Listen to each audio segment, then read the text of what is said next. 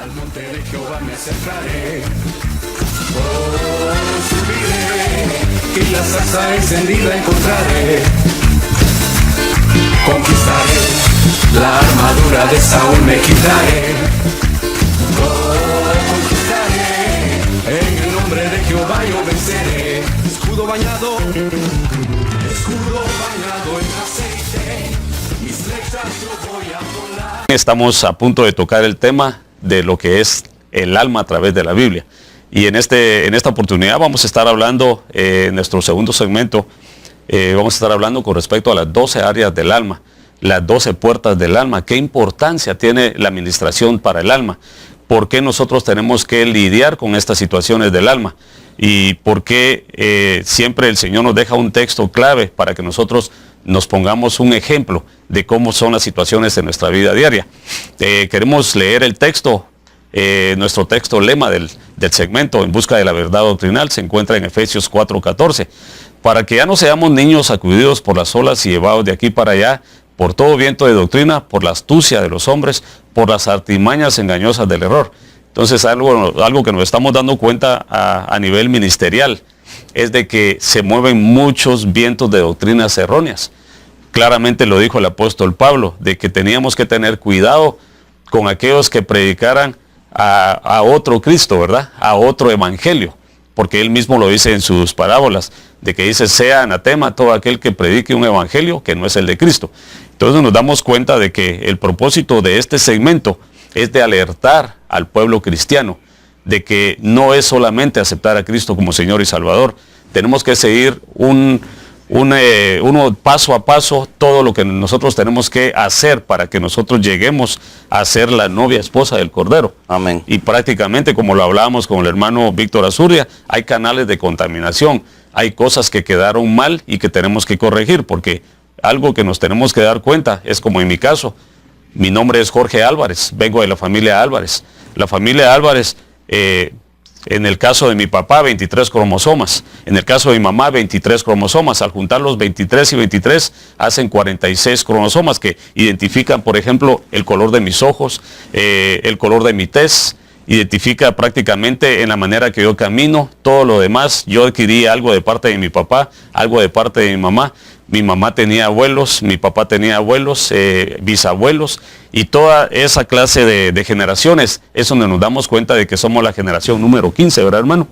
La número 15 que vino el Señor a restablecer, que prácticamente cuando venimos a esta tierra veníamos programados, pero vino el enemigo y nos reprogramó con el pecado. Entonces es algo que nosotros tenemos que venir tratando, y es por eso que se da las 12 áreas del alma.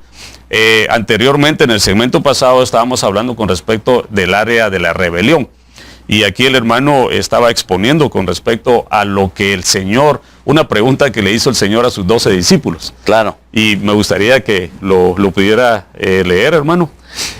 Sí, lo que estábamos hablando acerca del área de la rebeldía era de que es algo que pudiéramos decir está como ese germen en cada uno de nosotros, porque mi Señor Jesús había estado discipulando a sus discípulos por 3 años y medio, y llega el momento en que van a celebrar la Pascua, los reúne, los sienta y les hace una pregunta bien conmovedora, porque les dice aquí en Mateo 26:21, que mientras comían dijo, en verdad os digo que uno de vosotros me entregará. Y ellos, profundamente entristecidos, comenzaron a decirle uno por uno, ¿acaso soy yo, Señor? O sea que eso nos da hacer la pregunta. Quiere decir que todos ellos sentían que tenían ese virus de rebeldía en ellos. Porque si no, yo creo que más de algunos le diría, Señor, yo de plano no te voy a entregar. Yo estoy contigo 100%. Pero lo sorprendente es que les dijo, ellos respondieron, uno por uno respondieron, ¿acaso soy yo, maestro? Como que ellos sabían que ellos podían correr el mismo peligro de poder rebelarse en contra de esa autoridad que era Dios. Entonces, es interesante ver que en lo que estábamos viendo en el segmento anterior, de que la rebelión vista en la figura de Rubén, una de las primeras cosas que perdió Rubén fue la primogenitura. Entonces la pregunta sería, ¿será que si nosotros nos rebelamos en contra de Dios, en contra de las autoridades, podremos estar perdiendo el rango ese de ser novia esposa para ser arrebatada? Y yo creo que sí, porque si no nos sujetamos a las autoridades que vemos aquí en la tierra, ¿cómo vamos a poder decir que nos vamos a sujetar a la autoridad mayor que es Dios, que no hemos visto? Amén. Y aquí estábamos también hablando con respecto a el antídoto de la rebelión. Y dice que el antídoto es la obediencia, o sea, la fidelidad a Dios. ¿Cómo podemos desempeñar una obediencia ante el Señor? Digamos, como usted está diciendo, sometiéndonos a las autoridades. Una persona que ha cometido el pecado de rebelión y se ha rebelado contra su autoridad, ¿cómo sería el ejercicio de esta persona como para volver otra vez a ser una persona fiel en el Señor? Porque aquí lo dice obediencia, o sea, fidelidad a Dios. Más o menos, ¿cómo podría usted dar un ejemplo de eso, hermano? Bueno, en el segmento anterior dijimos que todo lo que le aconteció al Israel literal le va a acontecer al Israel espiritual que somos nosotros. Veámoslo en el ejemplo. Dios saca al pueblo de Israel de la esclavitud de Egipto y empiezan la travesía en el desierto. Pero una de las primeras cosas que vemos que el pueblo hace es se rebela contra Dios y hace un becerro. Entonces Dios está casi dispuesto a eliminar al pueblo de Israel, pero debido a la intercesión de Moisés, el Señor les da una oportunidad. Lo interesante de ver es de que hasta que fue destruido ese becerro de oro, Dios les manda y les ordena a que hagan el arca del pacto. El arca del pacto para nosotros es figura de la presencia de Dios. Entonces, ¿qué nos va a mantener a nosotros alejados de toda rebeldía? Es que nosotros mantengamos esa presencia de Dios. El pueblo de Israel, por sus propios medios, nunca hubiera podido cruzar la travesía en el desierto. Necesitaban del arca del pacto, necesitaban de la presencia de Dios. Entonces yo creo que algo fundamental en la vida de todo cristiano es mantener esa presencia, mantener la unción, mantener la llenura del Espíritu Santo, y eso lo va a mantener alejado de cualquier rebeldía. Y recordémonos que mi Señor Jesús dijo, si el Hijo de Dios os libertare, dice, seréis verdaderamente libres, pero no dice, seréis verdaderamente santos. La santidad se va a ir adquiriendo de acuerdo a la obediencia, y esa obediencia se va a adquirir nada más a través de la llenura, a través de la presencia, a través de la descontaminación del alma, que es lo que estamos tratando de estudiar ahora. Entonces es importante, como quien dice, confesar el pecado primero, después viene la administración. Pero ahora la pregunta sería, hermano, ¿qué tan a menudo tendría un cristiano que ministrarse con un ministro? Bueno, nosotros vemos que hay una autoministración. Dice que si nosotros confesamos nuestras faltas, cuando nosotros oramos diariamente, nosotros confesamos nuestras faltas al Señor. Decirle, Señor, perdóname, no oré, no leí la Biblia, ofendí a mi esposa, pedirle perdón. Pero cuando hay áreas que están estorbando su caminar espiritual, por ejemplo, el Señor ya tiene libre al pueblo de Israel de la esclavitud de Egipto, pero tenían un gran obstáculo que se llamaba Jericó. Entonces es interesante que Él manda a 2 espías, Josué y Caleb, para que vayan a asegurar la victoria ahí. Entonces, si nosotros tenemos al Espíritu Santo y tenemos al Espíritu de Cristo en nosotros, activos, entonces la victoria va a ser segura, porque no va a ser en nuestras propias fuerzas. Así como el arca del pacto era llevada en hombros de sacerdotes por 2 varas que se ponían ahí, el arca del pacto no se podía cargar con las manos. Ese fue el error de Usa, de querer agarrar el arca con las manos. Entonces, la presencia de Dios se puede llevar únicamente por esas 2 varas que tipifican el Espíritu de Cristo y el Espíritu Santo. Amén. Bendito sea el Señor. Y pues interesante, tenemos aquí 1 de Pedro 1:22. Habiendo purificado vuestras almas en obediencia a la verdad para un amor fraternal no fingido, amados los unos a los otros ardientemente y de todo corazón, de corazón puro. Bueno, hablando ahora de la segunda área del alma, teníamos la pregunta aquí con el hermano de que pues aquí tipifica el nacimiento de Simeón, el segundo hijo de Jacob, porque estamos hablando de los primeros patriarcas. Hablamos de Rubén, que tipifica prácticamente la rebelión. Ahora vamos a hablar del nacimiento de Simeón, que tipifica el área del odio. Y nos damos cuenta aquí en Génesis 29:33, donde dice el relato: concibió otra vez y dio a luz un hijo. Y dijo: porque Jehová ha oído que yo era menospreciada, me ha dado también y llamó su nombre Simeón. Entonces aquí nos damos cuenta de que viene desde el vientre de la madre, porque dice que Lea era una madre despreciada, no era la que Jacob amaba, porque sabemos de que Jacob amaba a Raquel. Y entonces ahí nos damos cuenta con respecto al menosprecio. Pero aquí en esta segunda área del alma nos da a conocer el odio. Y en esta situación vemos que hay una justificación que Lea sentía como madre para sí misma delante de Dios por el nacimiento del segundo hijo. Era una respuesta a su situación de aborrecida y marginada. Entonces aquí nos damos cuenta de que viene una área diferente, y es el odio. Es algo que se manifiesta en muchos seres humanos. En el caso de nosotros como cristianos, nos damos cuenta que una vez que identificamos el odio es porque ya nosotros conocemos a Cristo como nuestro Señor y Salvador. Porque cuando no conocemos a Cristo estamos muertos en delitos y pecados. Y cuando estamos muertos en delitos y pecados, prácticamente ignoramos todas estas situaciones. Es algo que miramos con ojos de la carne y vemos que es algo tan normal. Pero cuando vemos esto en nuestra área, ¿cómo podríamos darnos cuenta de que está ese espíritu de odio en nuestros corazones, hermano Víctor?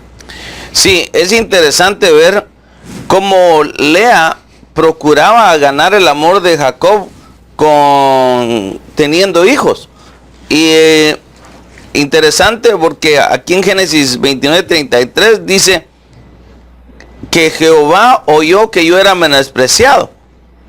Entonces, ella desde el vientre de su madre, desde el vientre de la madre, estaba ministrando a Simeón que ella era menospreciada. Entonces, ¿cómo nacería este hijo? Pongámoslo en el ejemplo. ¿Será que nosotros sabemos o no si fuimos hijos deseados? Entonces, ¿qué hay de aquellos hijos que no fueron deseados? Es aquella persona que no se siente amada por nadie. Posiblemente, tal vez esa persona no lo recuerda, pero en su infancia tal vez fue despreciado por su madre o por su madre, porque dijo, pues realmente nosotros no queríamos que vinieras al mundo, pero ya estás acá, ya no hay resolución para esto. Entonces era un hijo que, aunque había un amor de madre, pero había cierto rechazo, porque el hijo no estaba entre los planes de ellos. Entonces, cuando una persona empieza a sentir ese problema, y era lo que hablábamos, que si una persona tiene, ¿qué tan seguido se tiene que ministrar? Bueno, si usted siente que ese es su caso, que a lo mejor usted desde pequeño no fue querido por padre o madre, entonces yo le aconsejaría que buscara administración, porque esa área le puede afectar. El que no se siente amado por Dios, ahí hay un problema, porque dice que Dios ha derramado su amor sobre todos nosotros. Entonces, una de las cosas que un alma que empieza en el proceso de ser totalmente libre, porque recordemos que cuando el pueblo de Israel iba rumbo a la tierra prometida, que es Canaán, y Canaán representa nuestra alma, habían reyes ahí que habían que expulsarlos. Entonces eso se refiere a las áreas de nuestra alma, que ya siendo libres, el Señor nos manda, así como mandó al pueblo de Israel a vencer a todos esos reyes nativos, el Señor nos manda que nosotros, a través de su Espíritu Santo, a través de la guianza de su Espíritu Santo, nosotros empecemos a conquistar las áreas de nuestra alma. Pero cuando el problema se arrecia y es difícil, entonces es ahí donde tenemos que buscar la administración. La administración al alma. Amén. Algunas personas se preguntarán, entonces no tengo derecho a enojarme. Pero aquí hay un texto muy interesante, Efesios 4, 26 y 27. Dice, airaos, pero no pequéis. No se ponga el sol sobre vuestro enojo, ni deis lugar al diablo. Entonces prácticamente cuando ese enojo se pone en un nivel ya más grande, prácticamente ya llega el diablo, que el Señor lo reprenda y toma posesión de esa persona, ¿verdad? Porque dice que no le demos lugar al diablo. Entonces aquí nos damos cuenta de que una de las características principales del odio, uno de los síntomas que identifican a una persona con odio en su corazón es ser enojado, manifestar cólera, aún por asuntos sin importancia. Se ve de varias formas y puede causar muchos problemas, tales como enojo, enfados, impaciente, ira, mal humor, etc. Y aquí es donde nos damos cuenta que son una de las características. Cuando nosotros empezamos a notar estas situaciones en nuestra vida diaria, es algo muy importante de ponerle un freno. Y esta sería la próxima pregunta. ¿Qué podríamos hacer cuando ya se empiecen a manifestar estas características en nuestra vida, hermano? Bueno, vamos a poner un ejemplo, la falta de perdón. La falta de perdón es ocasionada por el odio en el alma.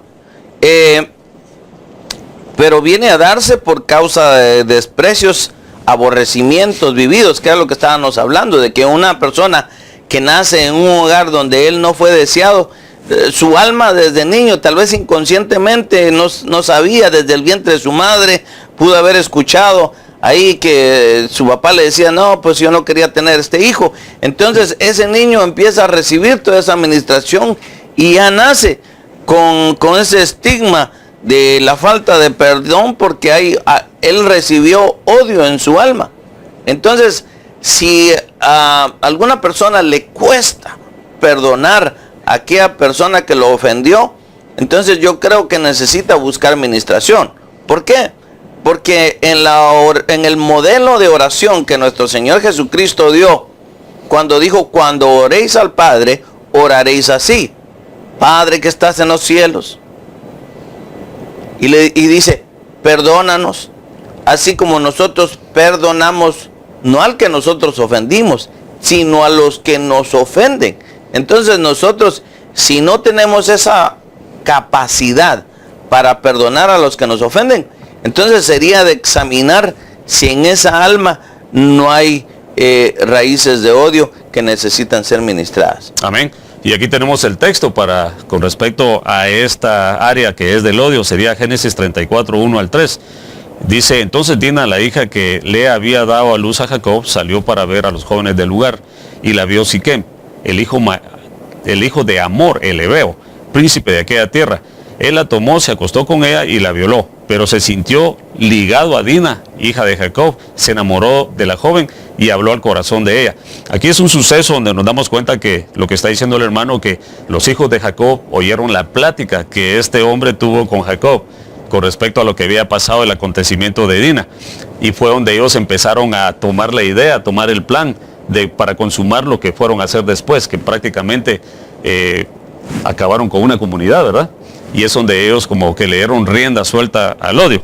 Pero bueno, antes de seguir con este interesante tema, que es lo que es el odio, vamos a pedirle al hermano Azuria que si por favor puede orar por aquellas personas que quieran aceptar a Cristo como Señor y Salvador, porque una de las cosas que nos tenemos que dar cuenta es de que para que nosotros nos demos cuenta de la necesidad que tenemos, primero tenemos que poner a Cristo en primer lugar, tenemos que poner a Cristo en nuestro corazón como Señor y Salvador de nuestra vida, porque simplemente le voy a decir a aquellas personas que no han aceptado a Cristo como Señor y Salvador, que están oyendo este segmento, prácticamente es un libro que estamos leyendo para ellos, es una cosa que no le va a dar entendimiento, pero para que llegue esa administración, para que el Señor empiece a hacer esa obra de regeneración en su alma, y para que el Señor le empiece a dar aquellos detalles específicos, usted tiene que aceptar a Cristo como su Señor y Salvador, y por eso vamos a invitar aquí al hermano Azurdia para que haga la oración de fe por aquellas personas que quieran aceptar a Cristo como Señor y Salvador.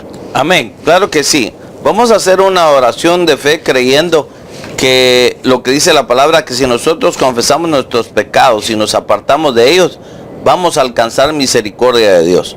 Una cosa que es bueno advertirle, que permanecer en los caminos del Señor se requiere de disciplina, pero para eso el Señor nos ha dado el Espíritu Santo. La palabra de Dios dice que Dios ha dado el Espíritu Santo a todos aquellos que le quieren obedecer. Entonces, si hoy usted está sintonizando este canal, no es casualidad. En Dios únicamente hay propósitos, y el propósito de Dios, usted que no conoce a Cristo, es de que reconozca el sacrificio que Jesucristo hizo en la cruz del Calvario hace 2000 años. Alguien pudiera decir, sí, pero yo soy un pecador, he hecho muchas cosas malas, posiblemente Dios no me quiera perdonar. No, el único pecado que yo le puedo decir a la luz de la Biblia que Dios no va a perdonar es el que no recibamos a Cristo como Señor y Salvador. El sacrificio que Él hizo en la cruz es suficiente para cubrir cualquier pecado que usted haya cometido.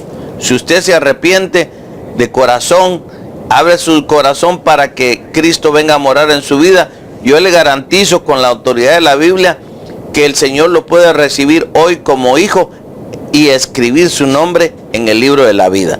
Si usted hoy está dispuesto a hacer eso, yo quisiera que conmigo repitiera esta oración de fe. Ahí donde está en su lugar, si quiere con sus ojos cerrados o sus ojos abiertos, vamos a hacer esta oración de fe. Señor Jesús, reconozco que soy pecador. Me arrepiento de todos mis pecados. Te recibo como mi Señor, como mi Salvador. Yo creo que el sacrificio que tú hiciste en la cruz del Calvario hace 2000 años me limpia, me lava de toda mi maldad. Señor, tu palabra dice que si te confesamos delante de los hombres, tú nos confesarás delante del Padre. En el nombre de Cristo Jesús, yo abro las puertas de mi corazón, te invito para que vengas a morar en mi vida. Espíritu Santo, yo abro las puertas de mi corazón, te invito a que vengas a hacer morada hoy en mi vida. En el nombre poderoso de Cristo Jesús. Amén y amén. Si usted hizo esa oración de fe conmigo, con la autoridad de la Biblia, yo le puedo decir que hoy escribieron su nombre en el libro de la vida. Amén. Amén. Bendito sea el Señor. Es un paso de mucha importancia que la persona que acepta a Cristo ha dado. Entonces nos damos cuenta de que el próximo paso sería la primera administración del alma, ¿verdad, hermano? Claro. Que sería el bautismo en agua. agua. Entonces, una vez que pasamos al bautismo en agua, entonces estamos casi listos para entrar a la Canaán, ¿verdad? Claro que a la tierra de la promesa. Entonces aquí nos damos cuenta de que el Señor quiere prepararnos para que nosotros vivamos una vida en abundancia en el Evangelio de Cristo. Algo que yo digo en mis propias palabras es de que para nosotros gozar el Evangelio de Cristo tenemos que tener una vida eterna, porque yo creo que en este cuerpo no entenderíamos todas las promesas que el Padre tiene para nosotros. Entonces necesitaríamos una vida eterna para disfrutar de esta gloriosa verdad. Entonces aquí quería yo leerles en Proverbios 10:18 para seguir y para ya terminar, y porque queremos ya darle la conclusión a este segunda área del alma. Sería Proverbios 10:18, dice: el que aplaca el odio es de labios justos, pero el que suscita la calumnia es necio. Entonces aquí nos damos cuenta de que el Señor nos da parámetros en la palabra para que nosotros los podamos seguir. Y ahora la última pregunta, hermano, porque ya prácticamente el tiempo se nos ha ido. Sabemos de que para cada área del alma tenemos una solución. Y entonces en este caso del área del alma, hermano, ¿cuál sería, como quien dice, el antídoto para salir de eso del odio? El amor, porque la palabra de Dios dice que Él ha derramado de su amor sobre nosotros. Y alguien me pudiera decir, bueno, ¿cómo puedo yo comprobar que Dios me ama? Sencillamente porque Dios no escatimó la vida de su Hijo unigénito para darla como rescate nuestro. Hace 2000 años Cristo dio su vida en la cruz por usted y por mí. Por eso podemos decir que Dios nos ama. Amén. Proverbios 15:17 dice: mejor es una comida de verduras donde hay amor que de buey engordado donde hay odio. Y prácticamente el tiempo se nos ha ido. Te damos las gracias por tu sintonía. Estamos en nuestro segmento En Busca de la Verdad Doctrinal de Ministerio Selim Central, Los Ángeles, California, con nuestro pastor, el hermano Jorge Fuentes. No nos queda más que darte las gracias e invitarte para nuestro próximo segmento, donde vamos a estar tocando el resto del tema, que serían las otras 10 áreas del alma, ¿verdad, hermano? Y prácticamente te damos las gracias y que Dios te bendiga. Al monte de Jehová me acercaré, subiré, y la zarza encendida encontraré. conquistaré, la armadura de Saúl me quitaré. Conquistaré, en el nombre de Jehová yo venceré. Escudo bañado, escudo bañado.